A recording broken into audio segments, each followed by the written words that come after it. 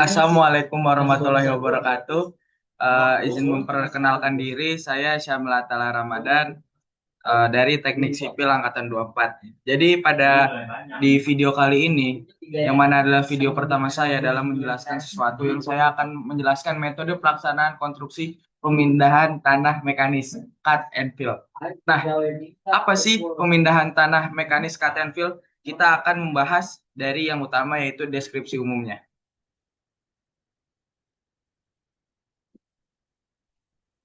Nah, deskripsi umum dari pemindahan eh, tanah mekanis cut and fill. Pekerjaan pemindahan tanah mekanis cut and fill merupakan salah satu tahapan utama dalam konstruksi yang bertujuan untuk membentuk elevasi lahan sesuai dengan gambar rencana atau biasa disebut design elevation.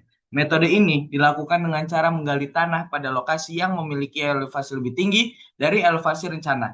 Lalu elevasi yang lebih tinggi itu akan kita cut dan memanfaatkan hasil galian tersebut sebagai material timbunan pada lokasi yang memiliki elevasi yang rendah. Jadi setelah di-cut, timbunan itu akan di-fill ke yang elevasinya lebih rendah berdasarkan elevasi rencana yang kita sebut sebagai fill. Nah, apabila volume tanah hasil galian tidak mencukupi atau tidak memenuhi spesifikasi teknis, maka digunakan material timbunan yang didatangkan dari lokasi lain atau bahasa Inggris adalah borrow area. Nah, pekerjaan cut and fill banyak diterapkan pada pembangunan jalan raya, jalan tol, kawasan industri, bandar udara, bendungan, kawasan perumahan, pelabuhan, hingga pembangunan gedung bertingkat. Tujuan utama pekerjaan ini adalah untuk memperoleh permukaan tanah yang stabil sehingga tanah memiliki daya dukung yang memadai, mengoptimalkan keseimbangan volume tanah atau earthwork balance, dan juga mengurangi biaya pengangkutan material serta menciptakan kondisi lahan yang aman untuk pembangunan konstruksi berikutnya. Lalu kita akan membahas topik selanjutnya, yaitu tahapan pelaksanaan. Bagaimana sih tahapan pelaksanaan pemindahan tanah mekanis cut and fill ini? Yang tahapan yang pertama adalah yaitu atau tahapan pertama, survei dan pengukuran.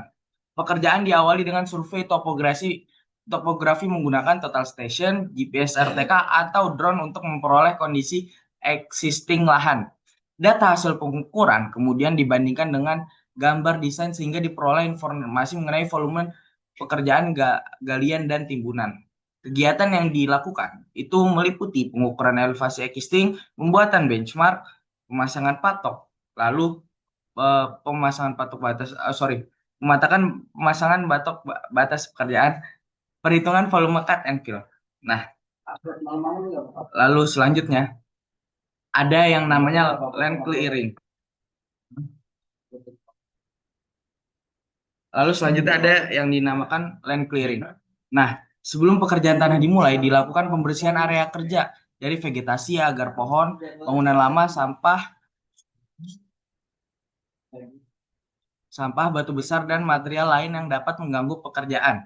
Nah, peralatan yang digunakan untuk land clearing ini apa sih? Ada bulldozer, ekskavator, chainsaw, dump truck. Karena yang namanya kita ingin membangun sesuatu, maka harus kita menjadikan kanvas kosong terlebih dahulu. Atau kita kosongkan lahannya, agar kita bisa berkreasi dengan optimal. Nah, lalu yang tahapan ketiga ada pekerjaan cut. Pekerjaan cut dilakukan pada daerah yang memiliki elevasi lebih tinggi dibandingkan elevasi rencana. Tanah digali menggunakan ekskavator kemudian dimuat ke dump truck untuk dipindahkan menuju lokasi timbunan atau disposal area apabila material tidak memenuhi syarat. Nah, lalu tahapan pekerjaannya tahapan pekerjaannya meliputi penentuan batas galian, penggalian secara bertahap, pengendalian kemiringan lereng, pemeriksaan elevasi hasil galian, lalu ada pengangkutan material. Apabila kedalaman galian cukup besar, maka dibuat benching atau lereng bertingkat guna menjaga kestabilan tanah. Nah, lalu tahap yang selanjutnya adalah hauling atau pengangkutan material. Nah. Material hasil galian yang memenuhi spesifikasi diangkut menggunakan dump truck menuju lokasi timbunan. Jalur hauling direncanakan agar efisien, aman, serta tidak mengganggu aktivitas proyek lainnya. Hal-hal yang diperhatikan antara lain pada tahapan pekerjaan ini adalah yang pertama itu kapasitas dump truck, kondisi jalan kerja, lalu jarak angkut, lalu waktu siklus alat, lalu produktivitas alat berat. Nah, selanjutnya ada pekerjaan fill atau penimbunan.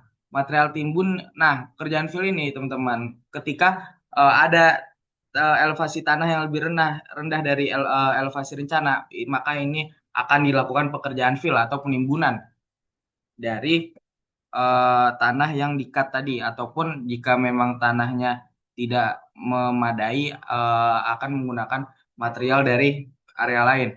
Lalu material timbunan dihampar menggunakan lalu pada pekerjaan fill ini material timbunan dihampar menggunakan bulldozer atau motor grader dengan ketebalan setiap lapisan sekitar 20 sampai 30 cm sebelum dipadatkan.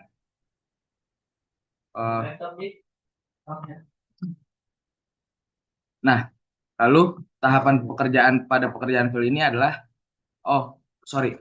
material timbun tuh pada pekerjaan fill harus memenuhi persyaratan teknis seperti berikut.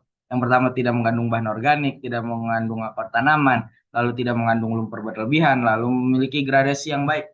Nah, tahapan selanjutnya yaitu ada penyiraman air atau moisture conditioning. Sebelum proses pemadatan dilakukan, kadar air tanah harus berada pada kondisi optimum moisture content atau yang biasa disingkat OMC. Apabila tanah terlalu kering, dilakukan penyiraman menggunakan water tank truck. Sedangkan apabila tanah terlalu basah, maka akan dilakukan apa? Ya, benar sekali, akan dilakukan pengeringan atau aerasi. Nah, lalu tahapan yang selanjutnya ada pemadatan atau biasa disebut juga compaction. Nah, pemadatan dilakukan menggunakan vibratory roller, ship foot roller atau pneumatic tire roller sehingga mencapai kepadatan sesuai spesifikasi. Nah, pemadatan bertujuan untuk mengurangi rongga udara, meningkatkan daya dukung tanah, mengurangi penurunan atau settlement, lalu meningkatkan stabilitas tanah, lalu eh, setiap lapisan dipadatkan terlebih dahulu sebelum dilakukan penimbunan pada lapisan berikutnya. Nah, tahapan yang terakhir itu ada final grading, yaitu tahap terakhir adalah pembentukan elevasi akhir menggunakan motor grader sehingga permukaan tanah sesuai dengan desain dan memiliki kemiringan yang tepat untuk sistem drainase.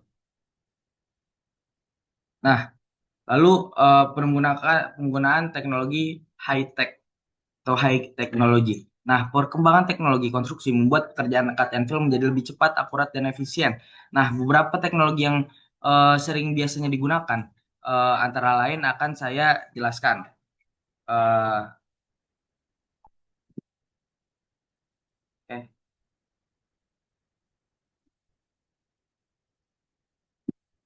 Nah, yang pertama ada drone UAV atau Unmanned Aerial Vehicle.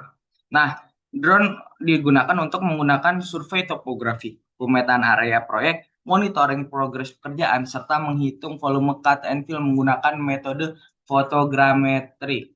Nah, keunggulannya apa aja sih dengan teknologi ini? Nah, keunggulannya itu pengukuran lebih cepat yang pertama, lalu akurasinya dia tinggi, lalu mengurangi waktu survei lapangan.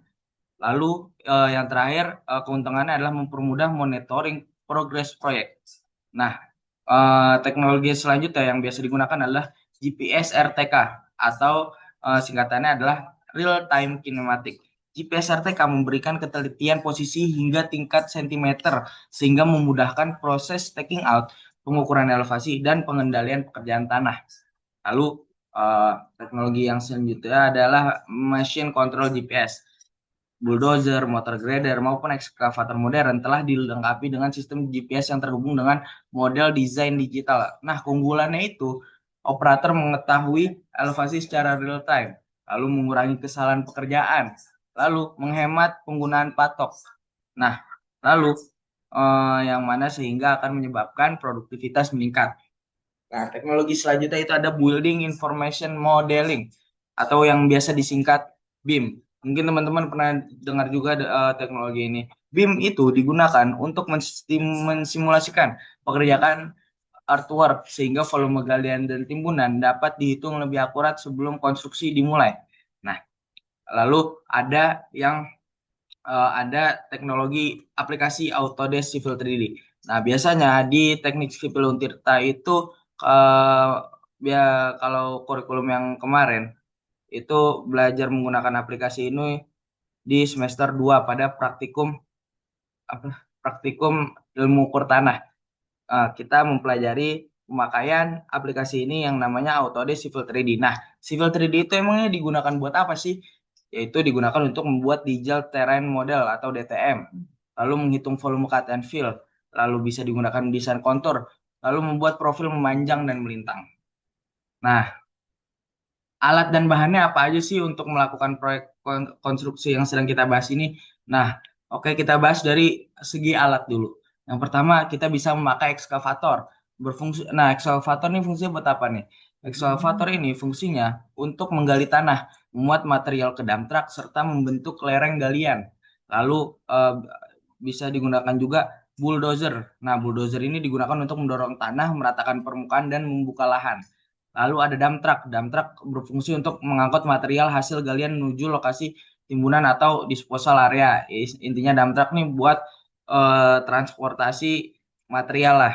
Nah, habis itu ada motor grader yang digunakan untuk meratakan permukaan tanah sehingga tanah sesuai dengan elevasi rencana. Nah, lalu ada wheel loader. Wheel loader ini berfungsi untuk memindahkan material dalam jarak pendek dan memuat material ke dump truck.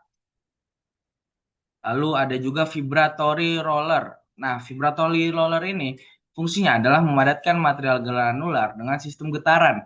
Lalu ada ship foot roller. Nah, ship foot roller ini digunakan untuk memadatkan tanah berbutir halus seperti tanah lempung. Lalu ada water tank truck, yaitu seperti namanya water tank, yang mana adalah truk yang berisi air. Nah, fungsinya ini menyiram air untuk memperoleh kadar air optimum sebelum pemadatan. Lalu bahan-bahannya tuh apa aja, teman-teman? Nah, akan kita jelaskan ini, uraikan bahan-bahannya. Yang pertama ada tanah hasil galian yang memenuhi spesifikasi, lalu material boro, lalu kita membutuhkan juga air, lalu kita membutuhkan juga geotekstil dengan syarat apabila diperlukan, maka digunakan lagi si geotekstil ini. Lalu material stabilisasi seperti kapur atau semen pada kondisi tanah tertentu. Nah, biasanya ada permasalahan-permasalahan apa aja sih di dalam proyek yang kita sedang jalankan ini? Nah, yang pertama, biasanya ada masalah tanah terlalu basah sehingga sulit dipadatkan. Jikalau ada case seperti itu, bagaimana solusinya? Nah, yang bisa kita lakukan adalah pengeringan alami, pencampuran dengan material kering, atau bisa kita juga lakukan stabilisasi menggunakan kapur maupun semen. Nah, apabila tanah terlalu kering, kita harus apa? Nah, kalau tanah terlalu kering, kita lakukan penyiraman menggunakan water tank truck sehingga mencapai kadar air optimum. Lalu, jikalau ada longsor pada lereng galian, apa yang harus kita lakukan? Yaitu kita bisa membuat pemiringan lereng sesuai dengan desain, benching, pemasangan drainase sementara, dan perlindungan lereng. Nah, kalau produktivitas alat berat rendah, apa nih yang harus kita lakukan? Yaitu mengoptimalisasikan kombinasi alat berat, mengurangi waktu tunggu dump truck, serta melakukan preventive maintenance. Lalu, apabila volume cut and fill tidak seimbang, ini biasanya juga sering jadi masalah. Dan apa sih yang harus kita lakukan? Yaitu adalah melakukan optimasi artwork balance menggunakan perangkat lunak seperti Autodesk Civil 3D sehingga kebutuhan material boro maupun disposal dapat diminimalkan. Nah. Lalu kita lanjut ke aspek pengendalian mutu dan K3.